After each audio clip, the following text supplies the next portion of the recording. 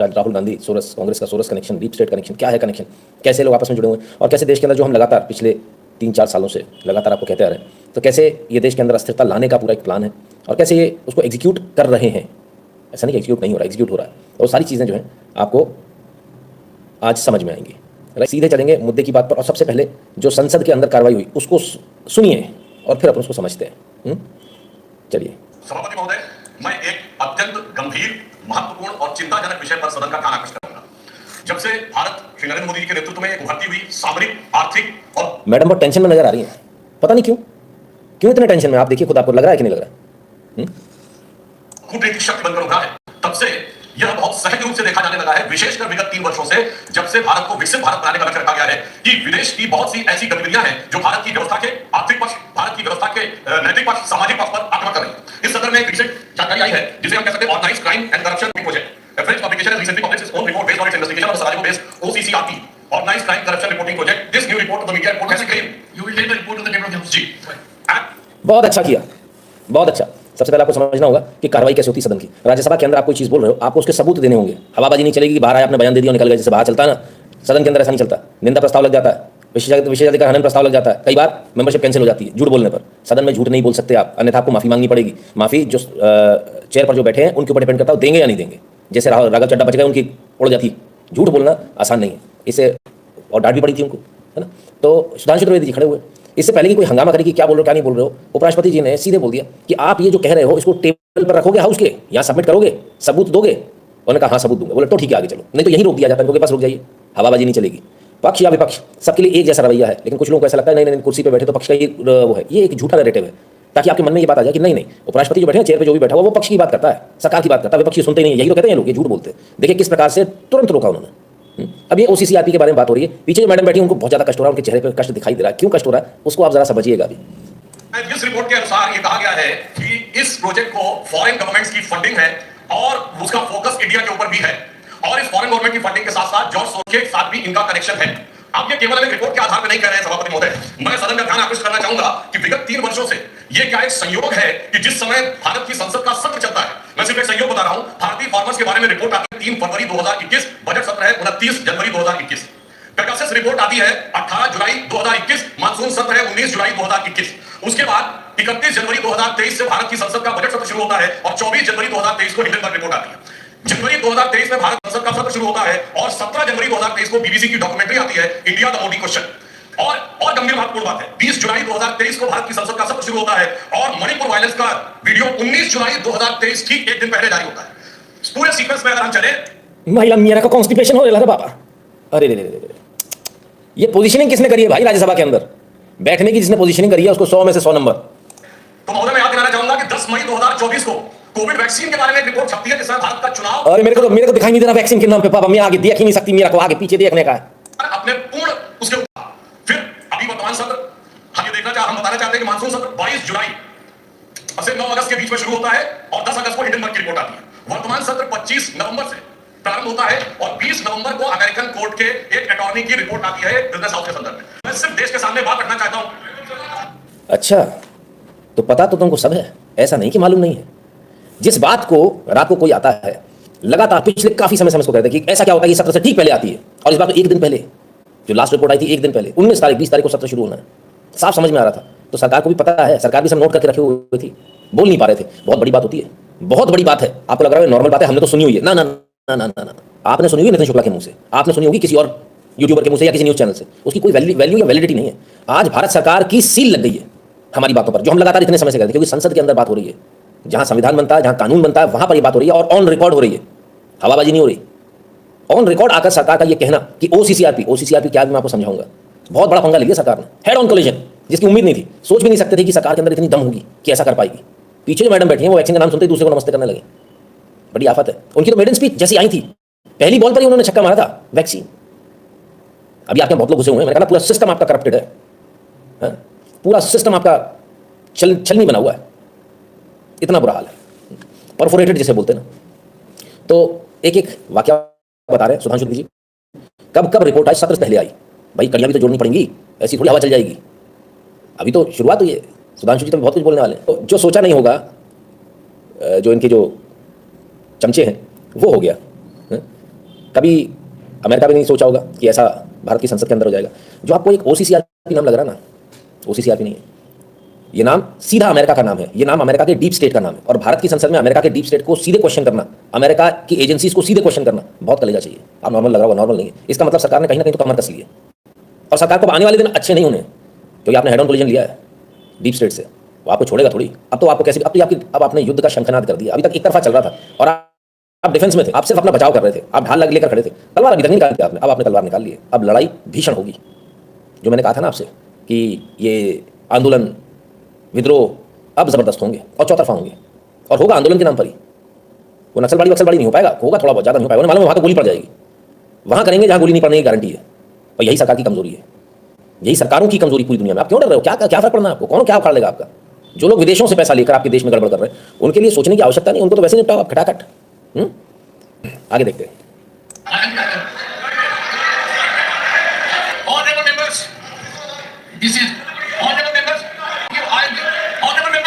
कमाल की बात है, बड़े कमाल की बात है। जो हंगामा कर रहे हैं ये वही लोग हैं जो कल तक वहां के अखबार, फर्जी अखबार जिसका सर्कुलेशन भी नहीं है, उसकी कटिंग लेके, उसकी प्रिंट आउट लेकर बाकायदा तख्ती बनाकर लाते थे, दिखाते थे ऐसे। उसी अखबार की तो बात हो रही है। अरे जो तुम तो कल तक लेकर आ रहे थे, सिर पे बैठा कर ला रहे थे कि हमारा पापा है, उसी पापा की तो आज तारीफ हो रही है। हंगामा किस बात का है? आपको तो खुश होना चाहिए। उन्हीं लोगों की बात हो रही जिनकी बात आप रोज करते हो, आके हर सत्र में करते हो, चिट्ठी लेकर आते हो उनसे लिखवाकर, उन्हीं की तो बात हो रही है। तो आपको तो खुश होना चाहिए, मेरे पापा का नाम आ रहा है। हाँ, अवैध पापा बात अलग है। हाँ,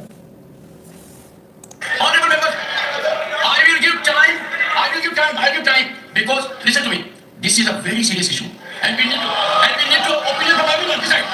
We cannot allow largest democracy to be made dysfunctional by deep state anywhere else. This house should be united with deep state anywhere else by deep state by deep state. कह कौन रहा है? संवैधानिक पद पर बैठा भारत का उपराष्ट्रपति, कॉन्स्टिट्यूशनल पोस्ट पर बैठे। डीप स्टेट का तो नाम आ गया भैया।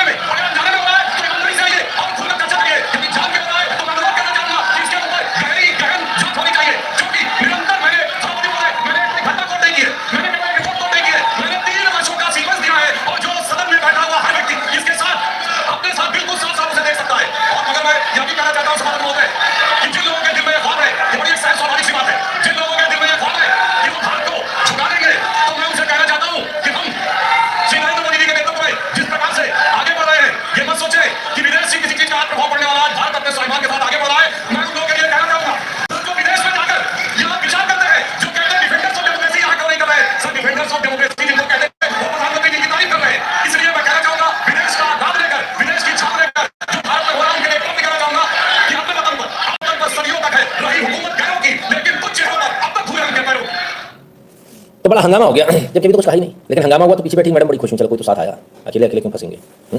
सुधांशु जी कह रहे हैं कि क्या जानबूझकर हो रहा है, अनजाने में हो रहा है। रशिया को कोट कर रहे हैं, कह नहीं पा रहे अभी भी, क्योंकि मर्यादा है, सीमा है कहने की। वो कहते हैं ना, बड़े बाजार नंगे नहीं हुआ जाता, इसलिए रुके हुए हैं। इसलिए नहीं कि डर लगा, इसलिए रुके क्योंकि सीमा है, मर्यादा है।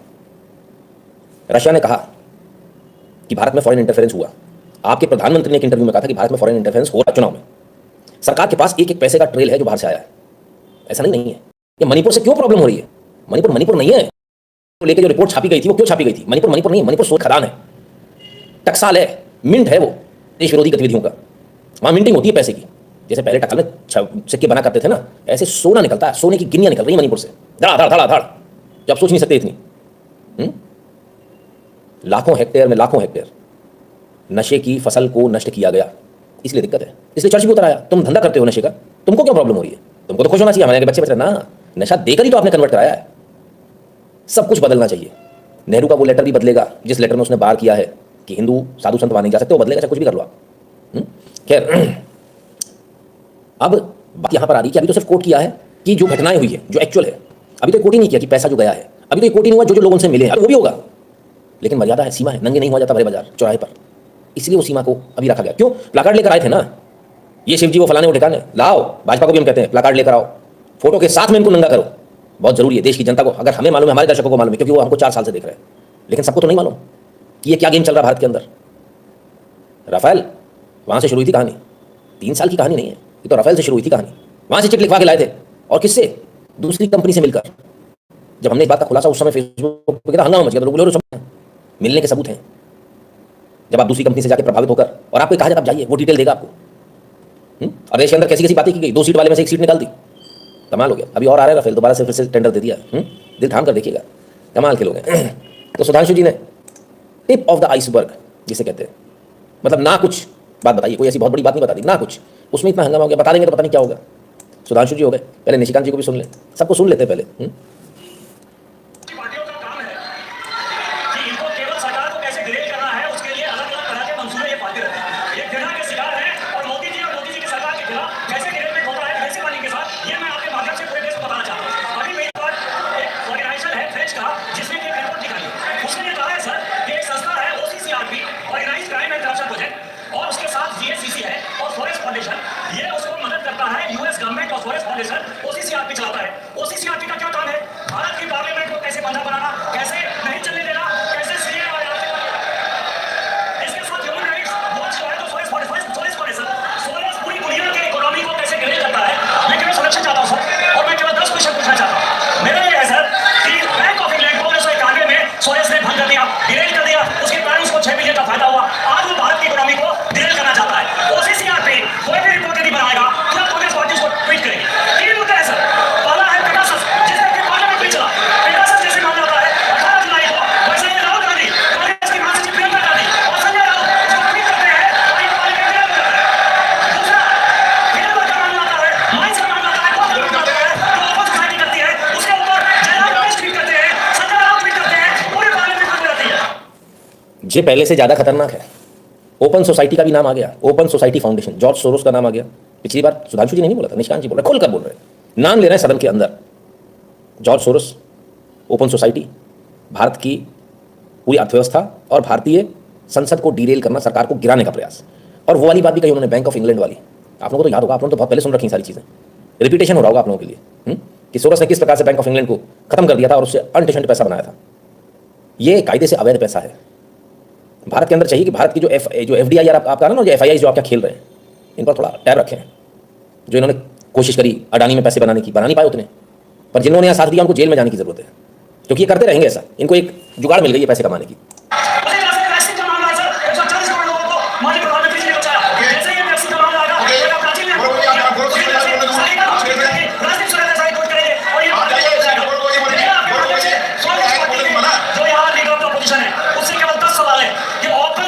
फाउंडेशन के सिविल सिटीज को भारत जोड़ो आंदोलन में गए, उनसे आपका क्या संबंध है? क्या भारत जोड़ो आंदोलन में उन्होंने पैसा दिया? मुसलसल फजल, जो अमेरिका में जाके राहुल गांधी ने मुसलसल फजल से मुलाकात की, जो आज बनने नहीं सका, जेल से निकलने वाले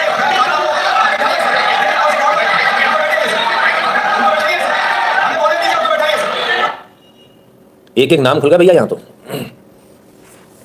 एक एक नाम खुल रहे हैं। राहुल गांधी से सवाल किया जा रहा है, जिन जिन लोगों से मिले उनका तो बता दो, आपका क्या रिलेशन है भारत जोड़ो यात्रा में, याद है ये सारे नाम। इनके साथ आजकल एक और सज्जन चल रहे हैं बहुत जोर जोर से, जो कभी आपके RBI गवर्नर हुआ करते थे, वो आजकल बहुत साथ में चल रहे हैं, हर मीटिंग में मिलेंगे। अच्छा मजे की बात है, मीटिंग में मिलेंगे, कल ENI का ट्वीट देखा था, उन्होंने सबके नाम थे, लेकिन उन भाई साहब का नाम नहीं था। हाँ, रघुराम राजन, जो कहते थे इकोनॉमी तो भाई भारत की है, चलनी नहीं है, खेल ही खत्म हो गया, भारत तो डूब गया। उसके बाद में डबल फिगर में आ रही है रिपोर्ट्स। भाई आप कम से कम कुछ तो धरातल पे बोलोगे, या सब वही बोलोगे जो चिट आई है, भले चिट से आपका कोई लेना देना हो या ना हो, लेकिन आप उसे बोल दोगे, पढ़ दोगे, खलबली मचा दोगे देश के अंदर। लेकिन सरकार मेरे ख्याल से बचना चाह रही थी, हेड ऑन कोलिजन लेना नहीं चाह रही थी, जो मुझे समझ में आया। अब लेकिन उनको समझ में आता कि बोले कोई फायदा नहीं है इनके साथ कोई भी रियायत करना, ये क्यों ऐसा नौ बताइए, सोच कर देखिए, कुछ तो ऐसा हुआ होगा। 11वां महीना नवंबर, तैयारी शुरू हो गई, अभी शुरुआत है। अब हेड ऑन कोलिजन ले लिया तो वो कौन सा रुक जाएंगे, वो डर जाएंगे आपसे, वो नहीं डरने वाले। ये वो नेक्सस है जो कभी नहीं डरने वाला।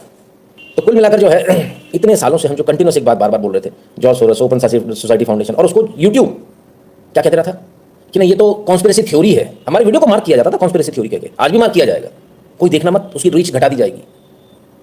पर अफसोस इस बात का है कि सरकार इसके बाद भी कुछ नहीं करती। आज सरकार ये कह रही है, लेकिन क्या कहने से काम हो जाएगा या एक्शन लेने से काम होगा? आपके पास मनी ट्रेल पूरा है, हमने ही BCO मेलों में भेजा हुआ है, BCO ईमेल है, हमसे ज़्यादा आपके पास रिसोर्सेज हैं। एक एक चीज़ आपको पता है, कौन गोल्ड लाया, कौन ड्रग्स का पैसा लाया, कौन हवाला के जरिए लाया, सब कुछ तो पता है। फिर इंतजार किस चीज का हो रहा है? ये क्रैकडाउन कब शुरू होगा? और ये बचने नहीं चाहिए। समस्या एक और है, ये सिस्टम इतना बड़ा है, फिर से आपको एक बार रिवीजन करा दूं, ये सिस्टम इतना बड़ा है, आप अगर कुछ करेंगे तो जमानत भाई साहब है काला कोट पहनकर जो बड़ी कुर्सी पर, जिनके हाथ में हथौड़ा है, उन भाई साहब के बच्चे वहां पढ़ रहे हैं और उनको नौकरी और उनको एडमिशन इसी आधार पर मिल रहा है। मेरे घर के अंदर जो हो रहा है मैं वो बताता हूँ। 2 बच्चे गए, एक ही यूनिवर्सिटी में जाते हैं, बहुत बड़ी नामी गिरामी, नाम नहीं लूंगा, उनके भविष्य पे तलवार लटक जाएगी। बहुत बड़ी नामी गिरामी यूनिवर्सिटी, दुनिया की टॉप 3 यूनिवर्सिटीज में से एक राष्ट्रवादी और एक लिबरल। लिबरल के हाथ में प्रोजेक्ट उनका प्रोफेसर लाकर देता है, ये लो इसको फोटोस्टेट करा के जब दोबारा सबमिट कर दो, सबमिट किया हुआ पिछले साल जो सबमिट हुआ था वही प्रोजेक्ट दोबारा दे दिया जाता है, उसको सबमिट कर दो। जो राष्ट्रवादी है, जो भारत की बात करता है, उसने 3 बार प्रोजेक्ट सबमिट कर दिया, उसका प्रोजेक्ट नहीं लिया जा रहा। एडमिशन मिलना, अपनी दम पर मिलना, पहले यही बहुत बड़ा चैलेंज है। इनके तो एडमिशन कैसे होता है सब जानते हैं, और उसके बाद वहां से पास कैसे होगे? पास होने नहीं देंगे, आपके लग गए ना लाखों करोड़ रुपए, अब आ जाओ मैदान में, आपको पास ही नहीं होने देंगे। जो हमारी जैसी बात करेगा, जो भारत को गाली देगा, जो लिबरल होगा, फेमिनिज्म की बात करेगा, जेंडर फ्लूइड की बात करेगा, उसको तो प्रोफेसर अंदर से प्रोजेक्ट ला के दे देगा, पिछले साल का जमा कर दो मुझे, और कुछ नहीं आता, नील बटे सन्नाटा। प्रोफेसर को कुछ नहीं आता, नाम है बड़े बड़े, लिटरली हालत है। और जो सही प्रोजेक्ट खुद से बना कर दे, उसमें नहीं, इसमें ये कमी, इसमें कमी, ये तो प्रोजेक्ट ही गलत है। 3 अलग अलग सब्जेक्ट पे प्रोजेक्ट बनवा लेना, मतलब आपने तो सामने वाले का पूरा करियर ही खत्म कर दिया एक तरह से। तो ये चलता है विदेशों में चलता है। अब आपके जो बच्चे जो विदेशों में पढ़ रहे हैं, काली कोट वाले भाई साहब के, वो काली कोट वाले भाई साहब उड़ेंगे, उनके बच्चों का भविष्य बर्बाद हो जाएगा। तो वहां से जैसे ही एक इशारा आता, बोले जमानत दो, जमानत हो जाएगी। आप बोलो कितना बोलना, संसद के अंदर क्यों बोला जा रहा है? इसीलिए बोला जा रहा है कि अगर आप बाहर बोलेंगे तो कोई भी एक केस लगा दिया जाएगा और आपको सजा भी दे दी जाएगी। ऐसे कैसे? सोरस हमारा बाप है, उसका नाम कैसे ले दिया आपने? ओपन सोसाइटी का नाम कैसे ले दिया आपने? लेकिन इतनी हिम्मत तो दिखाई, प्रेस कॉन्फ्रेंस भी करी भाई, बीजेपी पहली बार इतनी हिम्मत दिखाई भाजपा ने। और आज के प्रेस कॉन्फ्रेंस में एक त्रिकोण बनता है। We are going to talk about this dangerous triangle which is trying to destabilise India. और ये जो त्रिकोण है, इसमें एक तरफ अमेरिका में बैठे जॉर्ज सोरोस, उनकी फाउंडेशन है, कुछ अमेरिका की एजेंसीज भी हैं, त्रिकोण के एक अमेरिका की एजेंसीज भी हैं, कुछ अमेरिका की एजेंसीज भी हैं। कौन सी? समझ गए ना आप? त्रिकोण की एक बहुत बड़ी न्यूज पोर्टल है जिसका नाम OCCRP, organised crime and corruption reporting project. बच्चे हैं ये तो, असली वाले का नाम लो। जिसके विषय में आप सब पत्रकार हैं, आप सभी जानते हैं, वह है। और त्रिकोण के जो आखिरी कोने में, जो सबसे महत्वपूर्ण कोना जो हिंदुस्तान से संबंध रखता है, उस कोने में राहुल गांधी है, traitor of the highest order. और आप राहुल गांधी है, traitor of the highest order, Rahul Gandhi है, traitor of the highest order. और आज जब मैं ये शब्द प्रयोग कर रहा हूं तो मुझे किसी प्रकार का भी भय नहीं, क्योंकि मैं भारतीय हूं। मेरे लिए मेरे पार्टी ने सिखाया है राष्ट्र प्रथम, पार्टी नेक्स्ट, कंसेप्ट लास्ट। मुझे आज LOP, लीडर ऑफ अपोजिशन, को देशद्रोही कहने में किसी प्रकार की कोई संकोच मुझे महसूस नहीं हो रहा है। और अभी मैं पूरा ताना बाना आपके सामने बड़े ही सिंपल शब्दों में रखूंगा ताकि देशवासी इसे समझ सके। पहले नवीन जी का कमेंट लूंगा। कहते हैं seems a lot of blood spill in future. Absolutely. आपको क्या लग रहा है, traitor of the highest order क्यों कहा गया, देशद्रोही क्यों कहा जा रहा है, और खुले में कहा जा रहा है? एक पार्टी की, ये कोई व्यक्तिगत विचार नहीं है, पार्टी की प्रेस कॉन्फ्रेंस है, एक पार्टी दूसरे लीडर ऑफ अपोजिशन को देशद्रोही कह रही है। पूत के पाव पालने में दिख रहे हैं, चेचक अंकल समझ जाना, तुम्हारे जो गुर्गे हैं यहाँ पर वो बचने वाले नहीं है, गुर्गे बचेंगे नहीं। और अगर यही एटीट्यूड है सरकार का, तो मैं आपको गारंटी के साथ लिख कर देता हूं, अगले 6 महीने में राहुल गांधी जेल जाएंगे, सोनिया गांधी भी जेल जाएंगी। अगर यही एटीट्यूड, अगर इस एटीट्यूड को सरकार ने पकड़ लिया है, जो बहुत पहले होना चाहिए था। आप लोग आनंद आ रहा है ना, लेकिन आनंद का विषय नहीं, ये बहुत चिंता का विषय है। क्योंकि जैसे ही आपने गुर्गों को इनके हाथ लगाया, ये आपके देश की इकोनॉमी को बर्बाद करने में कोई कसर नहीं छोड़ेंगे। बेहद आंदोलन होंगे, आपका माल बिकना बंद हो जाएगा, आपके माल को सबस्टैंडर्ड बताया जाएगा, पूरी दुनिया में झूठी रिपोर्ट छापी जाएंगी कि आपका तो जो खाने का माल आया वो खाने लायक नहीं है, उसमें आदमी खाके मर जाएगा, जो इलेक्ट्रॉनिक्स आए उसमें से रेडिएशन निकलती है, जो भी माल आप बेचोगे वो सब खराब होगा, सब गलत होगा। अब आपको कहना, आपको करना है, आपको अपनी दुकान चलानी है। अब तक चुप क्यों थे? क्योंकि दुकान चलानी थी। दुकानदार क्या चुप रहता है, कोई ज़्यादा चीख चिल्ला रहा होता है उससे भी चुप रहता है, बोले कोई बात नहीं, इसको चिल्ला ले दो। कोई खुरापात करता है, रुपये 2 रुपये कम दे जाता है हर बार, कोई बात नहीं, चलो आगे पीछे अपन एडजस्ट कर लेंगे। भारत अभी दुकानदार की स्थिति में था, चुप था, लेकिन अब भारत बोल रहा है कि बहुत दिन हो गया यार, बहुत हो गया। ऐसा थोड़ी तुम दुकान पे ताले जड़ के चले जाओगे कि मेरी दुकान। तो सीधे सीधे राहुल गांधी का नाम, राहुल गांधी को लेकर बातें, और Rahul Gandhi leader of opposition के लिए और भी कुछ है। उसके बाद आप याद करिए, राहुल गांधी विदेश जाते हैं तो पता नहीं कब चले जाते हैं, हम लोग काफी मालूम पड़ता है, और जाते हैं तो ऐसे ही नहीं आते हैं, कुछ लोगों से मिलते हैं, बाद में कोई नहीं करती। पहले गिनाए जाते पूरा को चाइना वालों से मिल रहे थे, तो हमने कहा चाइना वालों से मिल रहे थे नीचे डोकलाम में, तो फिर वो नहीं बिल्कुल नहीं मिला, तो फिर संजय जी फोटो लेके आ गए, फोटो लेके आ गए, बोले हाँ मिला। तो इसी प्रकार से हम भी फोटो रखते हैं सब चीज। बाहर तो उन्होंने किससे मुलाकात की थी? उन्होंने मुलाकात की थी OCCRP के एक जर्नलिस्ट, क्योंकि एक जर्नलिस्टिक बॉडी है, तो उनके जर्नलिस्ट हर देश में। तो अमेरिका में एक जर्नलिस्ट है, बांग्लादेशी जर्नलिस्ट, जिसका नाम है मुश्फिकुल फजल अंसारी। मुस्लिमुल फजल अंसारी, जो कि भारतवर्ष का घोर विरोधी है और दशकों से भारत के विरोध में आर्टिकल छापता है, राहुल गांधी और उनकी नजदीकियां देखिए, ये सेल्फी देखिए, ये सेल्फी खुद बयान करता है कैसे चिपके हुए। जहां ये फोटो तो देखी हुई होगी आप लोगों ने, मुशफिकुल अंसारी के बारे में भी आपको बताया था, याद होगा आपको। आज सारी वही फोटो इस्तेमाल हो रही है जो आपने यहां देखी हुई है। हाँ, बोरिंग तो नहीं लग रहा ना आप लोगों को? खुशी हो रही कि नहीं हो रही? जो सालों पहले आपको दिखाया गया, महीनों पहले आपको दिखाया गया, आज वो संसद में चर्चा हो रही है उन्हीं चीजों पर। देश का आहित वही राहुल जी पर चले।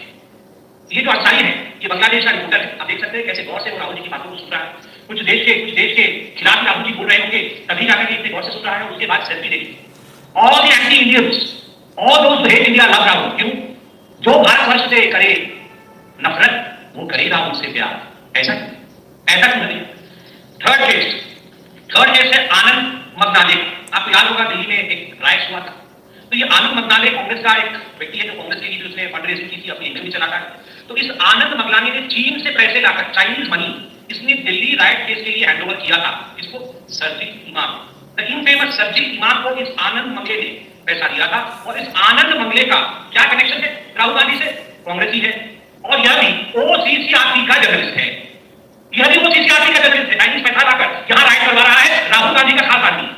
तो all this is not just मियर coincidence. और ये तो फेमस फोटो है इलान उमर के साथ में, तो बहुत बार बोल चुका हूं, इसलिए दोबारा आप बोलने की आवश्यकता नहीं है। अब तो अमेरिका भी इनके ऊपर अटैक कर रही है इलान उमर।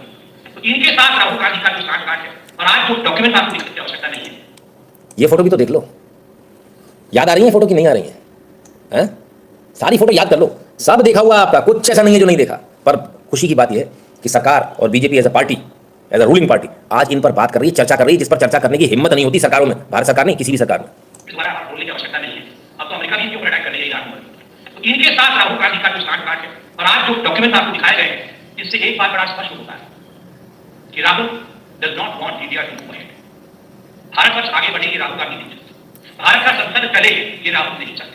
संसद से पहले कोई ना कोई अंतर्राष्ट्रीय पटल पर फर्जी तरीके से कुछ ऐसे विषय लाना जिनको लेकर भारत के सदन चल न सके, हानि हो हिंदुस्तान का यह प्रयास है।